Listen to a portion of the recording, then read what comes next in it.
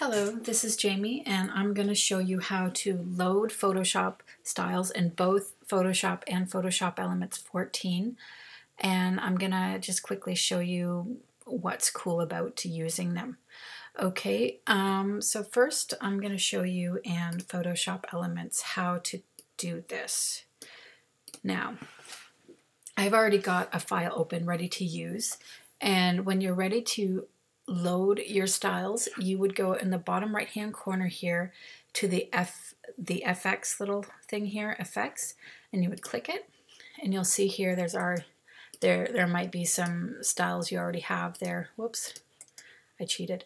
So basically what you can do is click the little arrow beside the lines here, and you'll go down to load styles. Okay, and then you would go ahead and select the ASL file. Okay, and it's really as simple as that. Now I already loaded them before, so this I kind of cheated, so I just have to do this. So ultimately when you load them like that, this is what you're going to see. These are big thumbnails, so you could, if you wanted to change this, you could go again up to that menu, and you can go medium thumbnail view or small thumbnail view. Okay, especially if you want to see it like this. Okay, and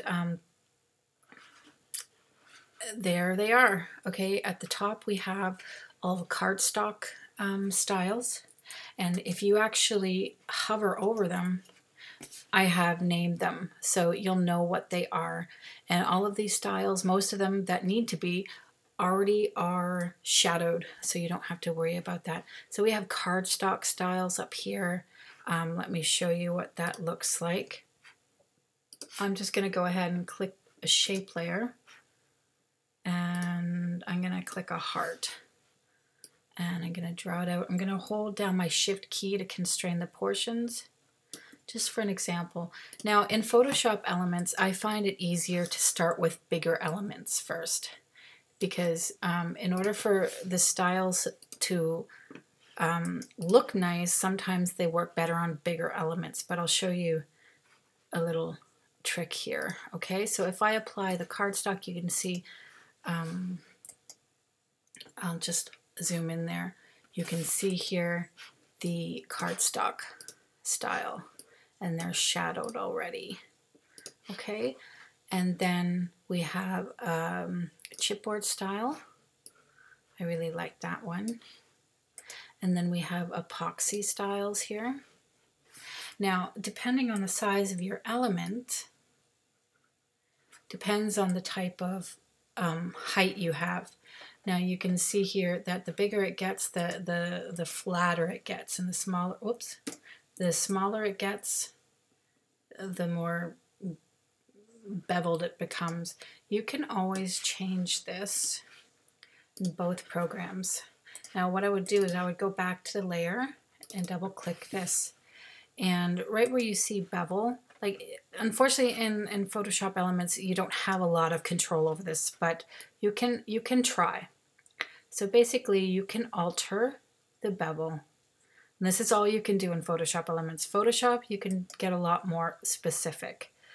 But if you're, say, working with a big one, or say you have a small element or title and you don't see, for example, there, that doesn't look very nice, does it? So you can double click the style and take that bevel down to a level that you like. Okay, that's really all you need to do there. Now the next style I want to show you, I'm going to have to reset the styles. I just figured this out in Photoshop Elements. It doesn't work that well. When I go to click, do you see this? These are the glitter styles, and I don't see them at all. I'm not quite sure why that is, but the way I would fix this is I would right click on the layer, clear layer styles. Okay, so again, whatever element you're trying to apply the effect to, you right click on it, clear layer styles. Okay, and then come back over to the glitter, and then you can cycle through them to see which one you like. Okay, The same goes for the stamps. Do you see this? It kept it's keeping, I don't know why the Photoshop Elements is keeping the prior settings. Like we don't want a shadow on a stamp. We don't want a bevel on a stamp. Okay, so I would go ahead and right click and clear the layer style and go back over here and apply the stamp style. So yeah, these are very useful to quickly apply effects to title work, to shapes, to text. I also have just plain colors up here.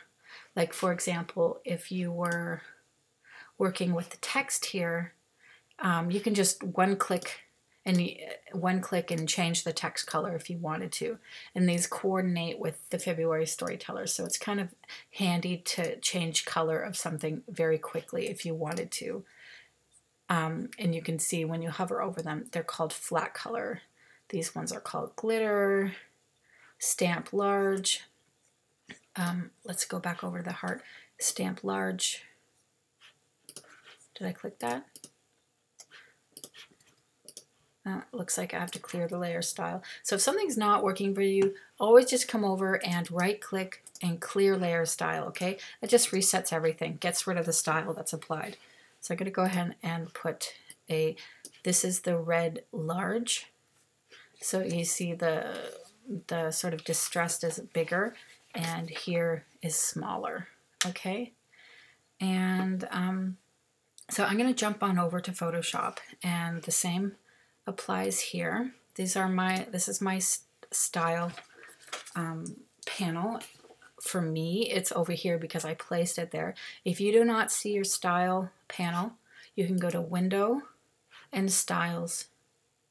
Okay, and that will pop out wherever it wants to pop up, and you can pull things out, you can drag them somewhere else if you like to use them like this, or you can just take it off like this and adjust it wherever you need to, but I like mine right here.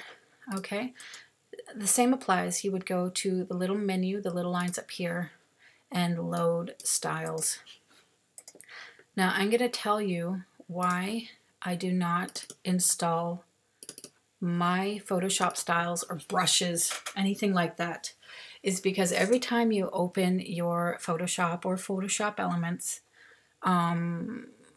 it has to read a lot of things, all your fonts, all your presets, all these sort of configurations. And the more you bog it down with styles and brushes, the longer your Photoshop is going to take to load up. And it might slow it down. It might crash sometimes if the files are too big. So this is why I never install styles or brushes ever, because I like my Photoshop clean. I don't mind that it keeps things in its memory for the next time I open up my Photoshop, but I do not ever install anything unless there's something I use a lot, like for example, shadow styles. It's a small file, I'm loading it in a lot, so I might install something small like that. But these styles that I have here, it's a large file, so you do not want to install it. I would recommend, when you're using it, you would go in here and load it on the fly. Okay, so the same applies here. If you hover over the elements, the styles, they will pop up with their names. So this is glitter, this is epoxy, these are cardstock, these are stamps, and at the bottom they are flat colors. Okay, and I would use flat colors, say on this journaling area, and you could just toggle through one click, changing colors. It's easier than the extra steps it takes to come here and pick up colors with your color picker or to change it manually. That just takes too long. This is why I like the one click method with using styles. And you could also use stamps, a stamp style if you'd like. Can't really see it from afar, but this is a really good, really cool way to add a little distressing to your text if you like little details like that. If this were a real title, I might want to add glitter, Okay. Now, if you wanted to change the bevel on it, if that was too high for you, or if you didn't like it at all, what you can do is go to the layer that you applied the style to, double click it, okay? And here in the bevel options, you can untint. Actually, it's not the bevel, it's the inner shadow for this. Do you see that? This is how it kind of makes it look dimensional. You can make it bigger. You could take it in to make it just slightly beveled. Okay, this is also where you can change your shadowing. Now I have my shadow on a 90-degree angle, a positive one, because the rule of thumb is where you find the shadow on an element, this is the direction you want to put the shadow. So if I were to change it to your standard 45 degrees that a lot of people use, you know, some people use this, some people use 120, some people, whatever, they have their own set. It doesn't make sense. Do you see how the shadow kind of changed angles there? But yet the shadow on the bevel is pointing downwards. The shadow doesn't make sense, so the shadow doesn't look right. Okay? You know, if that looks good to you, that's okay. But really, the proper shadow in this case would be pointing downwards. Okay? Because this is where, do you see where the bevel lies? If the bevel were on a different angle, or the inner shadow were, say, I can't even see it right now because if it were over there, you would need to, you know, point it in the direction of the shadow. So you can always adjust it like that. This is how you get realistic shadows, is properly applying them to whatever the realistic element is. But that's not what we're talking about today. So here's an epoxy style. And you see here how it's just slightly, I kind of like it, but you might not. So you would come in here, you double click the layer, you can go into the bevel settings, and you can change the bevel here, or you might want to change it there. You can even change the angle if you wanted to here. You can have a lot of fun with these styles. They're just a starting point. So you can just have a lot of fun with this. So basically this is my tips for you, how to load and use layer styles. They're great to use on shapes, on title work, on journaling. Let me just quickly come here and show you. Say I wanted to add some chipboard hearts. I'm going to go to my chipboard here. You see that?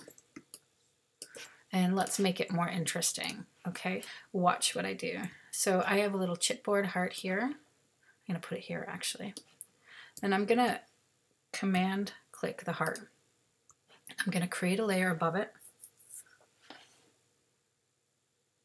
Actually, I'm going to do it the easier way. I'm going to duplicate this heart.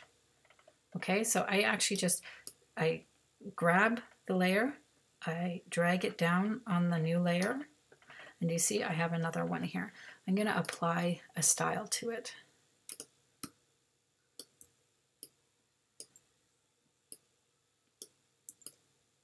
And you can see here that I have created somewhat of a stamped chipboard. So you can get and make your own elements on here with styles, which is super cool. Or maybe you don't like that. Maybe you want to put an epoxy on there. And if I come in here and adjust the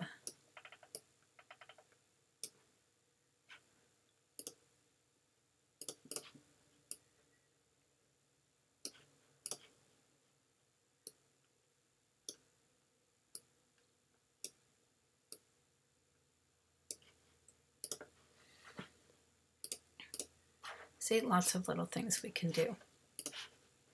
All right, so I hope that's inspires you to play around with the Photoshop styles.